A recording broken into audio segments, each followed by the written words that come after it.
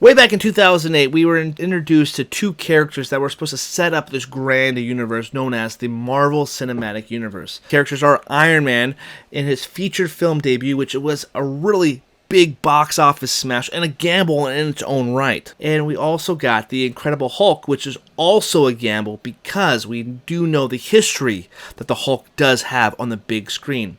Ang Lee did a film several years before the Incredible Hulk film in 2008 came out, starring Eric Bana as Bruce Banner. Well, that film came across as really artsy and really well made. It really just underperformed at the box office, and it really underdeveloped a character that people really cherished and loved, stemming way back from the comics, as well as a TV show starring Bill Bixby and Lou Ferrigno called The Incredible Hulk. Now, while I didn't watch the show when it originally aired, I have seen episodes since. I could totally understand why people fell in love with Bill Bixby and Lou Ferrigno here. They gave a heart and soul to these characters. Bruce Banner was relatable. You could understand where he was coming from, where he was a guy who had something dark brewing inside of him, where he just wanted to be normal again. But he also had that dark side to him. Lou Ferrigno wasn't just this big menacing Hulk that could fight bears and throw them everywhere and beat up people or whatever. He was also this character that felt for the people that were kind of picked on and underdog characters too. And it really brought a heart and soul that people really related to. So I could totally understand why people fell in love with the Hulk character. And going back to 2008, this character of the Incredible Hulk really paid homage and tribute to that show. And really had something to prove in its own right because the sour taste that people had from Ang Lee's Hulk. Now, rewatching this movie, I haven't seen this in several years. This is a forgotten film. I really feel like this is an underrated and underappreciated film, the black sheep of the MCU. The Incredible Hulk has always felt like the black sheep of the MCU to me. That's primarily because of two reasons.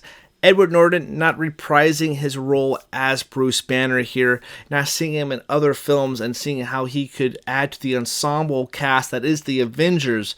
And Edward Norton has always done a great job with ensemble casts. Yes, I do love him in Fight Club, but he is very underrated and he's a perfect Wes Anderson actor because of these bigger ensemble films.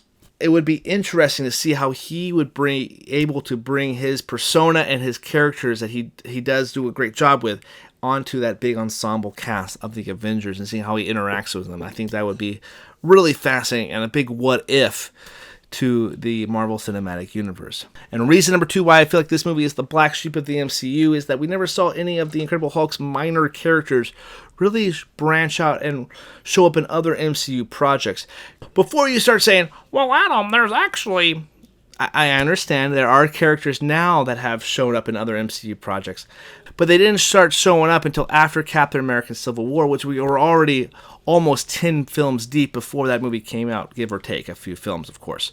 And of course, that was General Thunderbolt Ross showing up in Captain America Civil War and other Avengers projects as well as Black Widow.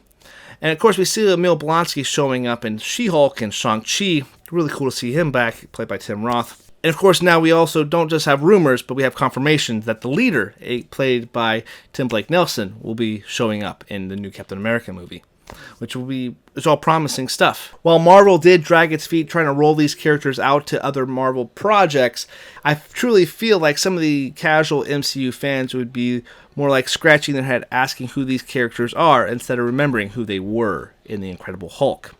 Now, while I also don't want to say that The Incredible Hulk is a perfect movie by any means, especially after my last rewatch, I do think it is still a pretty underappreciated movie that is definitely worth your time in watching. Now, with all that said, I want you guys to hop in that comment section real quick and let me know what you guys thought of The Incredible Hulk. Did you guys love this movie? Do you guys like it a lot like I do? Or do you guys forget it like a lot of other people do? Let me go down there and let's have a good conversation about that. The opening montage of The Incredible Hulk does pay homage to what came before in the Incredible Hulk TV show. It has little hints of stuff that did come before. I really appreciated that. I think it kind of shows where the character came from and kind of also gave those little winks and the nods to the fans who actually truly remember that kind of stuff. So I thought that was pretty cool.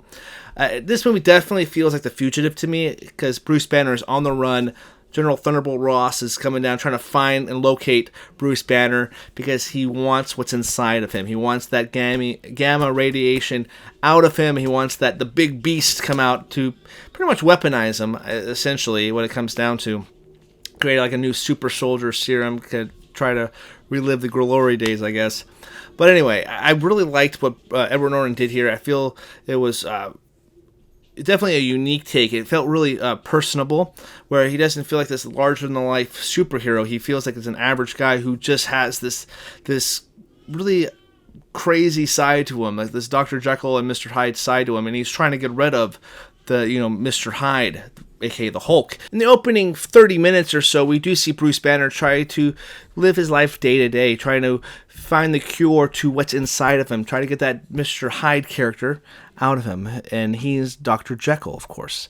So the Hulk, he wants to kind of find that cure to the Hulk. He is talking to some mysterious mystery person in the States, and he has Mr. Blue and he's Mr. Green, so he's trying to have this conversation back and forth to try to find this cured to have his life back to normal.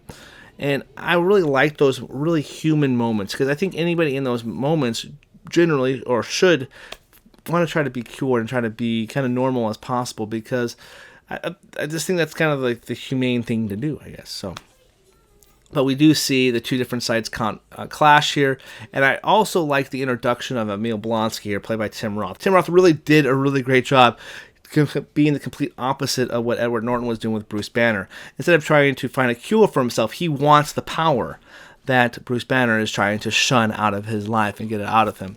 So I really like the kind of conflict and the back and forth that they do when they do clash. It's rather fun. Every time they faced off with each other in this movie, it really wasn't the most entertaining thing. I feel the movie really clicked during those moments. The first introduction of the Hulk character, when we finally see Edward Norton rage out, I loved how dark and gritty it was, and it really felt like he was a monster, and people were actually scared and frightened of him. He's not just out there to be a kind of a superhero.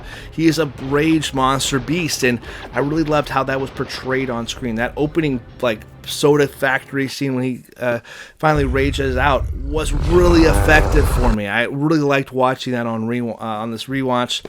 And then also seeing him back in the States too, trying to go and track down Betty and Liv Tyler's character here, the love interest of the movie.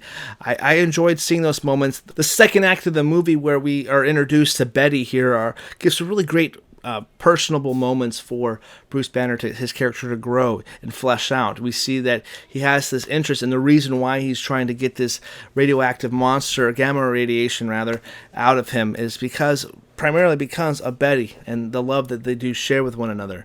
And Betty even dropped off that Ty Burrell guy from Modern Family. He just said, "Yeah, I don't want, no, not you. I want that guy over there, because that's who I really love." I thought that was like the quickest dump ever of all time. I thought, really, I totally forgot Ty Burrell was in this movie, to be honest with you.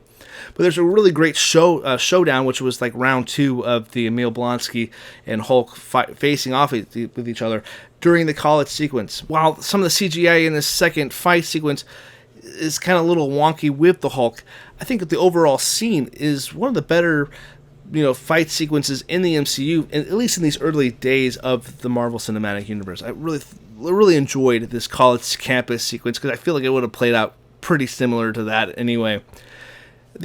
My main issues with the movie is that the third act really is the big battle between Abomination, when Tim Roth does become that character and he's facing off with the Hulk. That's where a lot of the CGI is not as crisp or clean as other parts of the movie are. And I'm not really going to fault the movie as a whole for the bad CGI, because the movie did come out 15 years ago, so it would be really kind of wrong to fault something that maybe didn't hold up after so many restorations of a movie. So, however, I feel like it was really quick and didn't really have such a great payoff, and I really just left me wanting more interactions between all these characters, and that's where I think the Marvel Cinematic Universe has let down fans of this movie, because we didn't get to see these payoffs happen at all. We don't get to see Emil Blonsky get introduced with Mark Ruffalo's character. We get to see him introduced with She-Hulk, Bruce Banner's cousin, in the Marvel Cinematic Universe. So it's kind of a bummer. We don't get to really see a huge interaction with Hulk and Abomination again. We get to see him on a TV show that really got panned by critics. I rather enjoyed the show for what it is, the campy fun that it could be. And I was kind of left disappointed with that kind of stuff. And we didn't really see Thunderbolt Ross. I think he was introduced really well in Captain America Civil War, and he plays that perfect character in the grander scheme of the Marvel movies as well. I really liked that. And now we get Thunderbolts as well, but we never got like Red Hulk. We never get to see the showdown between the two characters. And I think a lot of the disconnect that I have for Hulk now is that it's not Edward Norton, it's Mark Ruffalo, and now he's become slowly the joke of the franchise. I do know that, I do appreciate this movie because when he was fighting Abomination was kicking the crap out of the Hulk in this one, but he raged up and never stopped breaking down, and he hulked out even more. He beat the crap out of Abomination. He overcame that, and we get to see Hulk be kind of like fodder to Thanos, and granted it's to build up Thanos here, but again, it disappointed me because we don't get to see Hulk as the big monster character again, and who knows if we'll ever see it. There's a rumored World War Hulk movie, but I don't think we're going to get the Hulk that everybody wants to see in that, and that we deserve to see, because that storyline's perfect. I love Planet Hulk, and I do have a review on Planet Hulk now, and the animated movie, so I'll drop the link in the show note or comments section down below. Overall, The Incredible Hulk is a really underappreciated film that I can admit there are some flaws here. It's not a perfect movie, that I just wanted to see more of these characters. I want to see what the leader truly could be like. I liked Tim Blake Nelson. I think he's a great character actor, but I just want to see more of that character here. And the Hulk has that really darker vibe than the Marvel Cinematic Universe has not been providing. There's no really dark movies here. Yeah, you can point maybe to Doctor Strange 2 possibly, but what was so awesome about watching this film again for so many years is that The Incredible Hulk doesn't have any jokes. There's some small things of subtle humor, but the movie is very serious in nature. Maybe the characters in this film wouldn't be able to play well with others in other ones because of the jokes. So could be a big reason there. That is just my thoughts on what I think of The Incredible Hulk. I really like this movie a lot. I hope you guys do as well.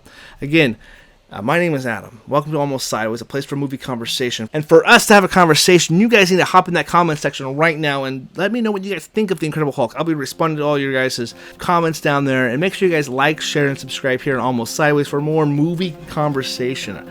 I'm really looking forward to talking movies with you guys, as well as the other guys on the channel are engaged with you as well. So hopefully you guys enjoyed it. Until next time, my name is Adam, and you guys have a great night.